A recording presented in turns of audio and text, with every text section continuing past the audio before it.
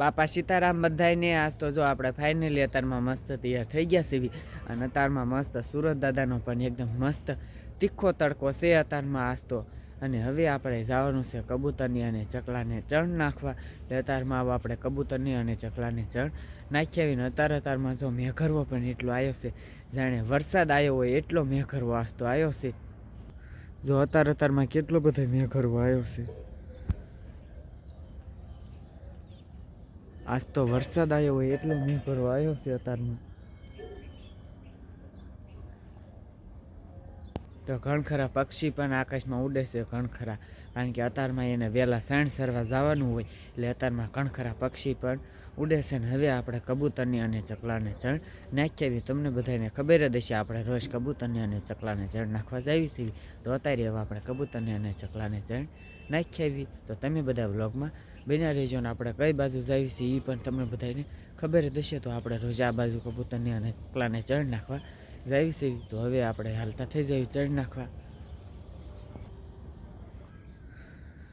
તો રોજ આપણે આ બાજુ કબૂતરની અને ચકલાને ચણ નાખવા જાય છે. અને આજે આપણે નાખી દીધી છે ઘઉંની ચણ, કારણ કે દેખાશે તો નહીં, કારણ કે એના પાણા પડ્યા છે એટલે એમાં ઘઉં કાંઈ દેખાય નહીં. એટલે આજે તો આપણે ઘઉંની ચણ નાખી છે. રોજ અલગ અલગ નાખવાની હોય, ક્યારેક ચોખાની ક્યારેક ઘઉંની નાખવાની હોય. એટલે અત્યારે આપણે નાખી દીધી કબૂતરની અને ચકલાને ચણ.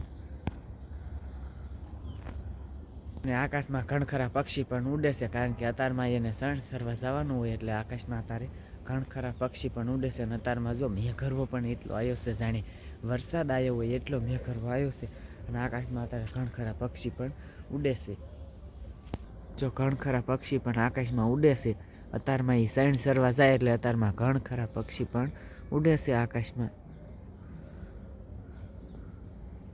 અત્યારમાં એ વહેલા સણ સરવા જાય કેટલા પક્ષી ઉડે છે આકાશમાં. જો હવે તો આવી ગયો છે શિયાળો, એટલે અત્યારમાં ઠંડી પણ બહુ પડે છે. એટલે અત્યારે આપણે પહેરી લીધું છે સ્વેટર, અને આપણે સ્વેટર નવું લીધું છે હજુ તો આપણે, એટલે અત્યારમાં પહેરી લીધું છે સ્વેટર, કારણ કે અત્યારે ઠંડી એટલી પડે છે. અને અત્યારમાં જો ઘણ ખરા પક્ષી પણ આકાશમાં સણ સરવા જાય છે.